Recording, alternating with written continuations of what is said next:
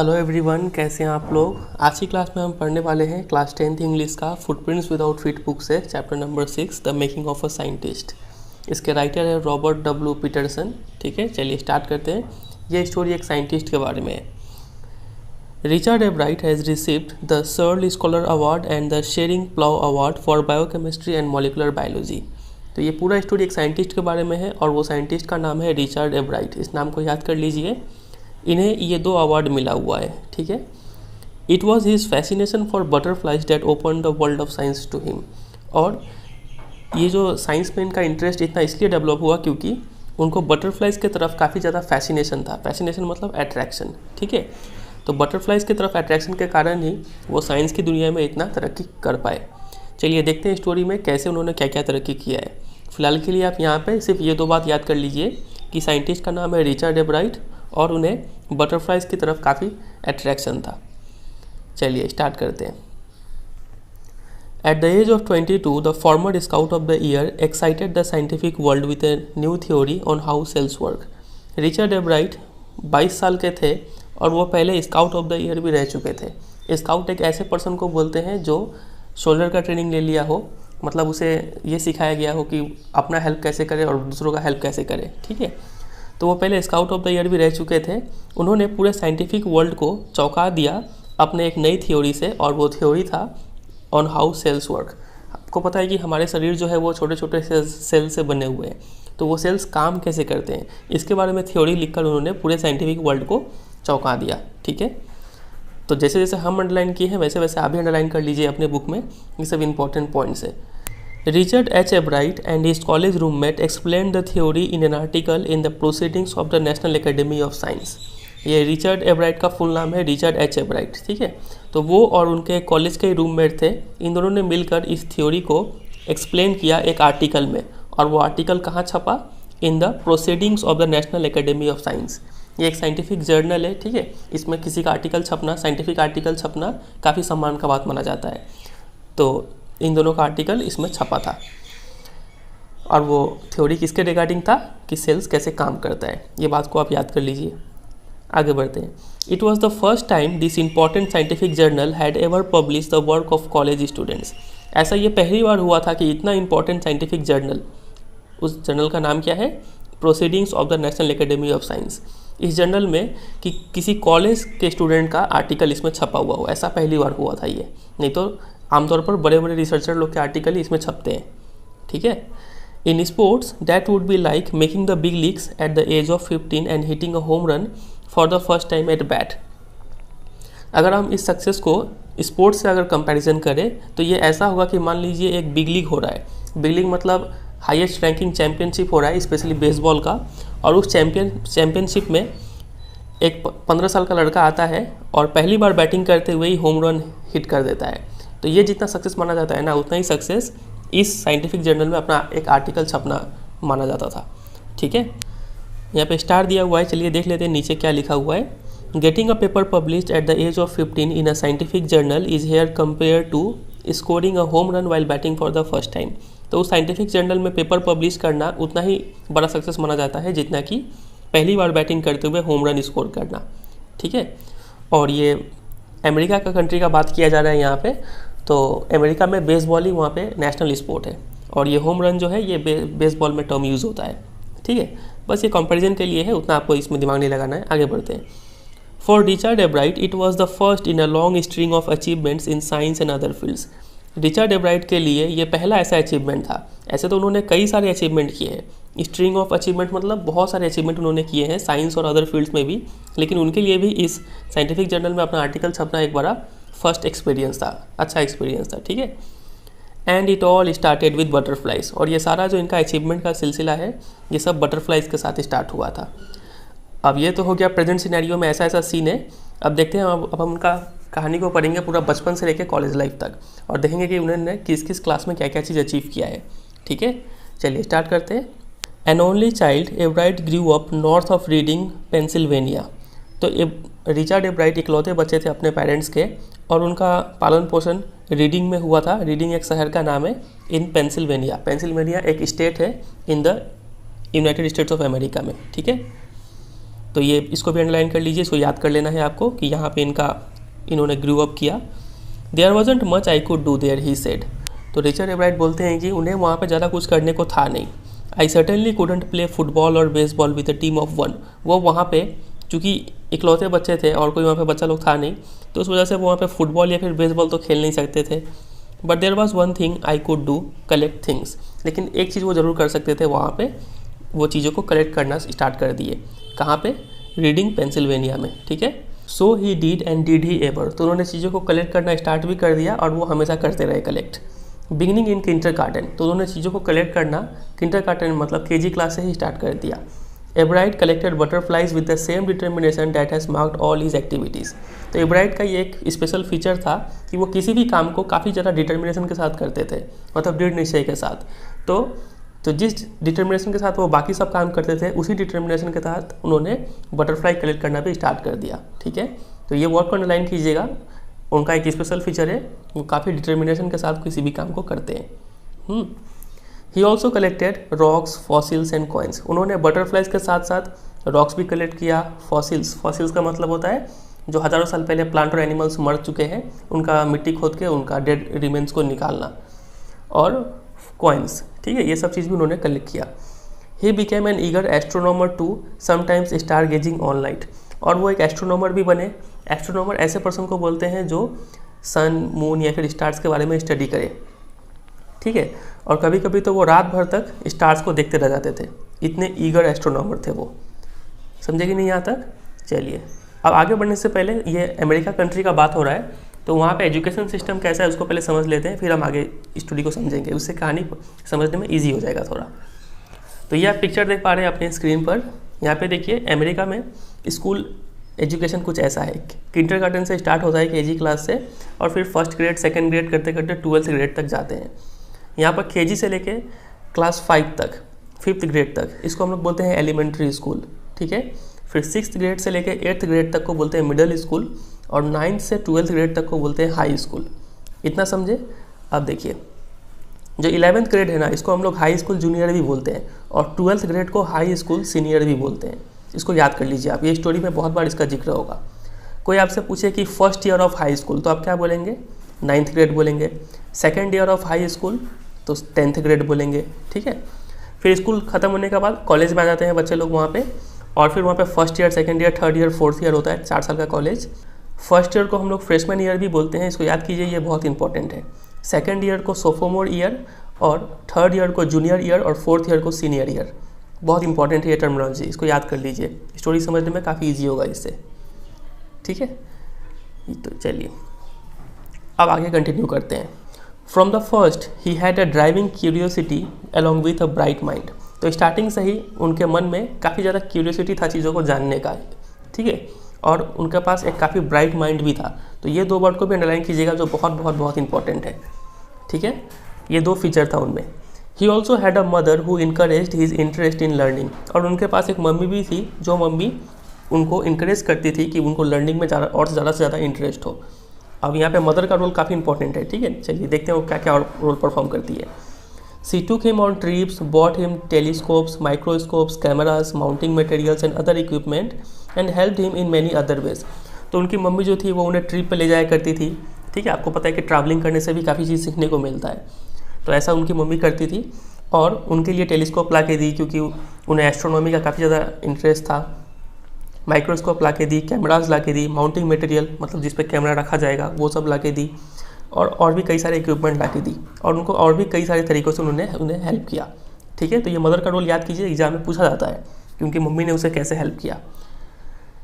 I was his only companion till he started school, his mother said. तो उनकी mummy कहती है कि जब तक वो स्कूल में ना चले गए तब तक रिचर्ड एब्राइट के इकलौते साथी कौन थी? उनकी मम्मी ही थी, क्योंकि वहाँ पे और कोई बच्चा था नहीं।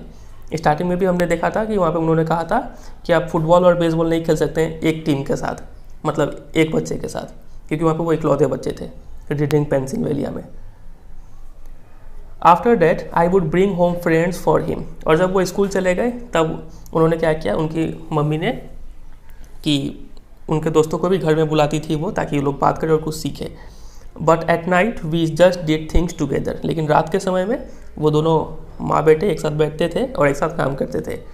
Richie was my whole life after his father died when Richie was in 3rd grade.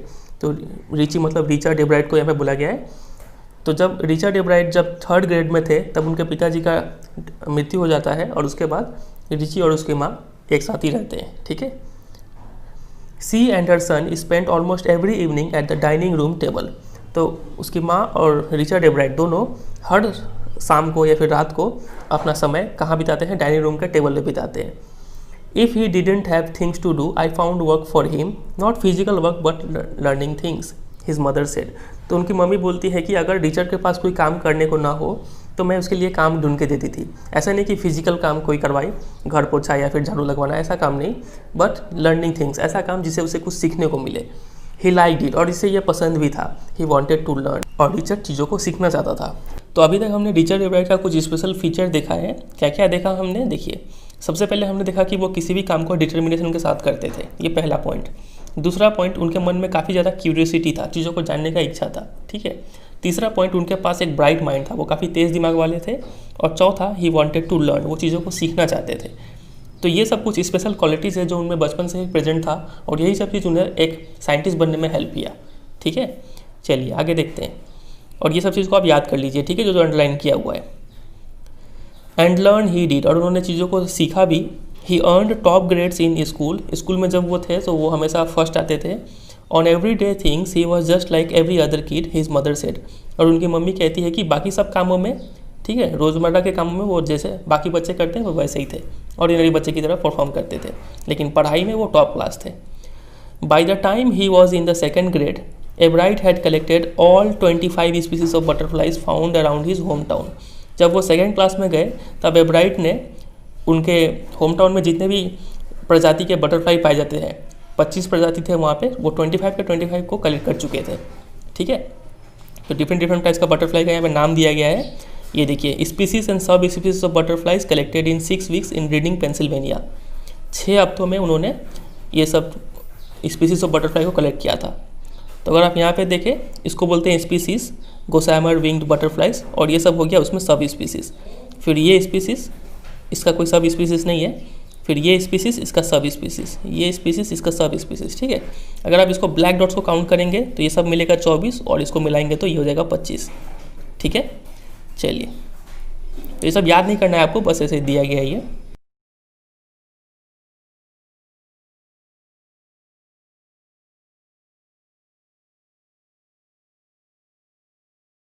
That probably would have been the end of my butterfly collecting, he said. तो रिचर्ड एब्राइट बोलते हैं कि जब उन्होंने 25 स्पीसीज ऑफ बटरफ्लाई कलेक्ट कर लिया था 2nd grade में, तो उनका जो बटरफ्लाई कलेक्टिंग का जो काम है वो ख़त्म हो गया होता।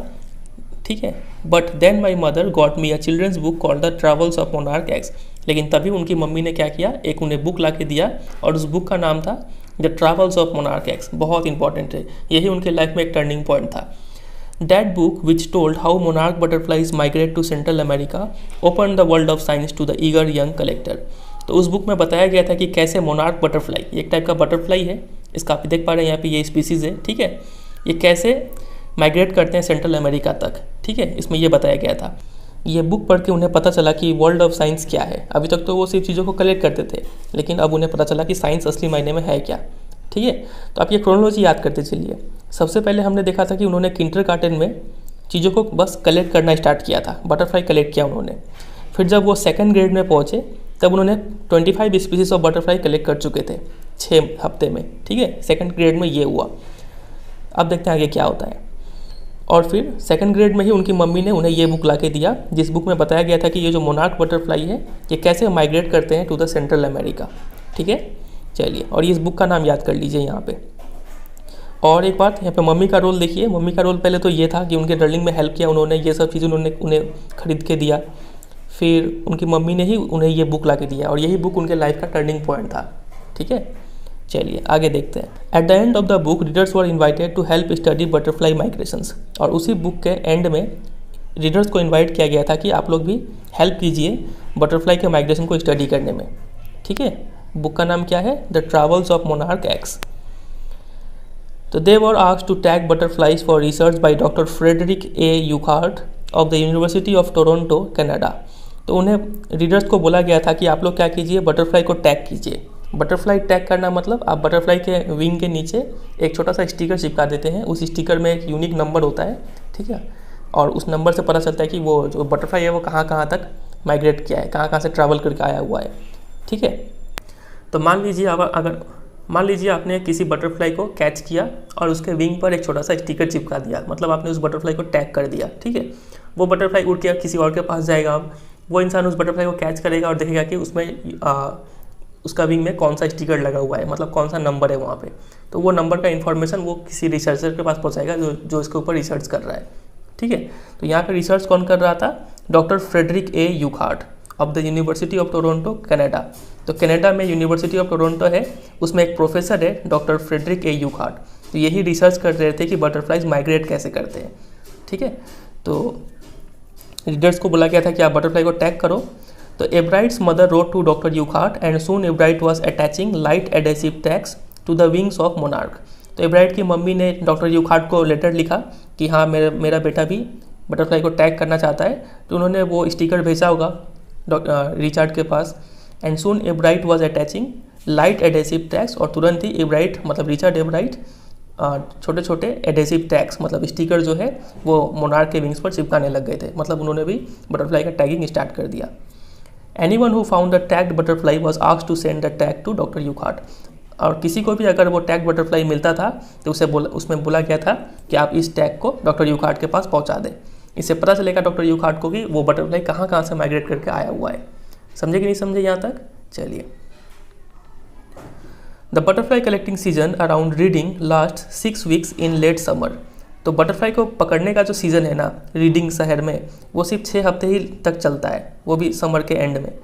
सी ग्राफ बिलो, नीचे एक ग्राफ दिया गया है यहाँ पे, आप ये देख पा रहे हैं। यहाँ पे बटरफ्लाई का स्पीसीज़ है, सब स्पीसीज़ नहीं लिखा गया है, सिर्फ स्पीसीज़ लिखा गया है यहाँ पे। और 6 हफ्तों में कौन से बटरफ्लाई को रिचर्ड एब्राइट ने कलेक्ट किया था, कितने कलेक्ट किया था, वो यहाँ पे बताया गया है। गोसैमर विंग उन्होंने 8 बटरफ्लाई कलेक्ट किया था उस 6 हफ्ते में। फिर वुड नीम्स एंड सटायर्स, ये उन्होंने 2 बटरफ्लाई कलेक्ट किया था उस 6 हफ्ते में। फिर ऐसे करके बाकी सब, तो ये आपको याद नहीं करना है, बस ये समझने के लिए था। If you are going to chase them one by one you won't catch very many. अगर आप बटरफ्लाई को एक एक करके कलेक्ट करेंगे ना तो आप ज़्यादा कलेक्ट नहीं कर पाएंगे। आप देखिए 6 हफ्तों में उन्होंने सिर्फ इतना ही कलेक्ट किया, ये बहुत कम नंबर है। So the next step for Ebright was to raise a flock of butterfly. तो एब्राइट के लिए अगला काम क्या था कि उन्हें बटरफ्लाई का पालन पोषण करना स्टार्ट करना था, ठीक है। रेज मतलब पालना पोषना, फ्लॉक मतलब ग्रुप ऑफ बटरफ्लाइज को। He would catch a female monarch, take her eggs and raise them in his basement through their life cycle from egg to caterpillar to pupa to adult butterfly. तो Richard Ebright क्या करने लगे, वो female monarch को catch करते थे, उनके अंडे लेते थे और फिर वो अपने बेसमेंट में, बेसमेंट क्या होता है, बिल्डिंग का नीचे वाला इलाका, जो नीचे वाला एरिया जो अंडरग्राउंड होता है, ठीक है, वहाँ पे उनको रेज करते थे from egg to caterpillar to pupa to adult butterfly. ये उसका पूरा लाइफ साइकिल है। आपको पता है बटरफ्लाई का लाइफ साइकिल क्या होता है, आपने छोटे क्लास में पढ़ा होगा। सबसे पहले अंडा होता है, फिर अंडा के बाद कैटरपिलर डेवलप होता है, फिर प्यूपा होता है, फिर एडल्ट बटरफ्लाई। तो ये पूरा लाइफ साइकिल फॉलो करते हुए उन्होंने बटरफ्लाई को रेज किया। Then he would tag the butterflies wings and let them go. फिर वो बटरफ्लाई के विंग्स को टैग करते थे, मतलब उसमें एडेसिव टैग्स चिपका देते थे और उन्हें जाने देते थे। For several years his basement was home two thousands of monarchs in different stages of development. तो आने वाले कई सालों के लिए उनका जो बेसमेंट था ना घर का, वहाँ पे हज़ारों मोनार्क्स वहाँ पे थे और अलग अलग स्टेजेस ऑफ डेवलपमेंट में थे। अलग अलग स्टेजेस मतलब कोई तितली अभी कैटरपिलर के स्टेज में था, कोई प्यूपा बना हुआ था, कोई अभी भी एग था, कोई बटरफ्लाई बन चुका था, ठीक है। तो ऐसे करके थे वहाँ पे। Eventually I began to lose interest in tagging butterflies. लेकिन धीरे धीरे रिचर्ड एब्राइट को ये बटरफ्लाई टैगिंग में इंटरेस्ट कम होने लग गया। क्यों? क्योंकि it's tedious and there is not much feedback. Tedious मतलब बोरिंग और काफ़ी लंबे समय तक चलने वाला काम, ठीक है, मतलब थका देने वाला काम को बोलते हैं टेडियस काम। तो उन्हें ये बटरफ्लाई को टैग करना काफ़ी एक टेडियस काम लगता था और ज़्यादा मच फीडबैक भी नहीं मिलता था। In all the time I did it he laughed, only 2 butterflies I had tagged were recaptured and they were not more than 75 miles from where I lived. तो वो बोलते हैं कि मैंने जितने भी बटरफ्लाई को टैग किया ना, उसमें से सिर्फ 2 बटरफ्लाई ही ऐसे थे जिन्हें वापस कैप्चर किया गया, और वो भी 75 मील से ज़्यादा दूर नहीं गए थे मेरे घर से, ठीक है। तो ज़्यादा सक्सेसफुल रहा नहीं उनका टैगिंग का एक्सपीरियंस। तो ये उन्हें बताया गया है।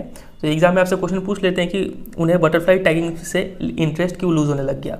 तो बिकॉज ये काफ़ी उन्हें टेडियस काम लगता था और उन्हें ज़्यादा फीडबैक भी नहीं मिला। तो ज़्यादा एक्सप्लेन कर सकते हैं कि उन्होंने जितने भी बटरफ्लाई छोड़े उसमें से सिर्फ ओनली 2 बटरफ्लाइज वर रिकैप्चर्ड और that also not more than 75 miles from where he lived. अब यहाँ पे दिया गया है 7th ग्रेड का कहानी। तो अभी तक हमने क्या क्या पढ़ा। सबसे पहले उन्होंने किंडरगार्टन क्लास में बटरफ्लाई कलेक्ट करना स्टार्ट ही किया था। फिर 2nd ग्रेड तक पहुँचते पहुँचते उन्होंने बटरफ्लाई के 25 स्पीसीज कलेक्ट कर चुके थे। फिर उन्होंने बटरफ्लाई टैगिंग किया, ठीक है, और उन्होंने उससे इंटरेस्ट भी लूज़ कर दिया।